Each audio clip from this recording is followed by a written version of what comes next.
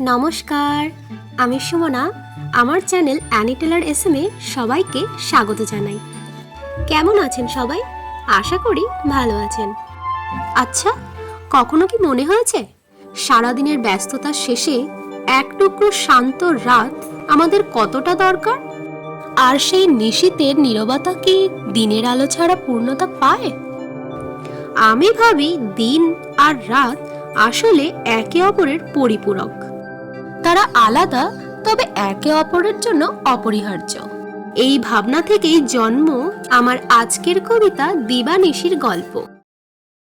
দিবা থাকে সর্বক্ষণের হর্ষ কলরবে, নিরানন্দ আমি, নিশীথ মনে ভাবে। কোনো সুখী নেই কারোর জন্য, খুশি কিভাবে পাবে আমার নিকটে মোর অন্ন?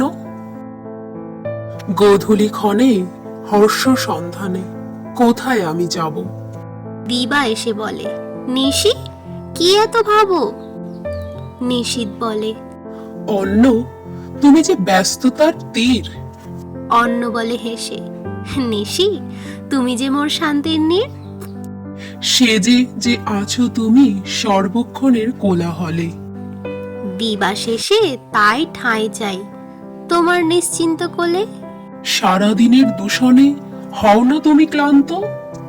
হই, তাই তো চাই করবে তুমি মোরে শান্ত। দগ্ধ হয়েছ তীব্র তাপদহ যত, তুমি আছো সেই একই শীতল, ঠিক আমার মনের মতো। নিজের খেয়াল রাখো অন্ন, তুমি যে সবার প্রিয়। অন্যের প্রিয় নিশীথ, আমার যত্ন তুমিই নিও। তুমি শুভ্র, আমি কৃষ্ণকায়, মোদের সঙ্গতি কোথায়? সবে মিলে হয় একাকার, গোধূলি নামে যেথায়। দিবা বলে, নিশি তুমি সর্বোত্তম, আমার মনের মালিক। প্রিয়তমা দিবা আমি, তোমারই সৌন্দর্যের প্রতীক। অশ্রু জলে বৃষ্টি ঝরে নিশীথ আকাশে। সবার প্রিয় যে দিবা, তাকে এত ভালোবাসে। দিবার কথায় নিশির মান হলো ভঙ্গ। উষা এসে হেসে বলে, অমর রহে দিবা নিশির সঙ্গ। কবিতাটি কেমন লাগলো অবশ্যই জানাবেন। আজকে তাহলে এই পর্যন্তই।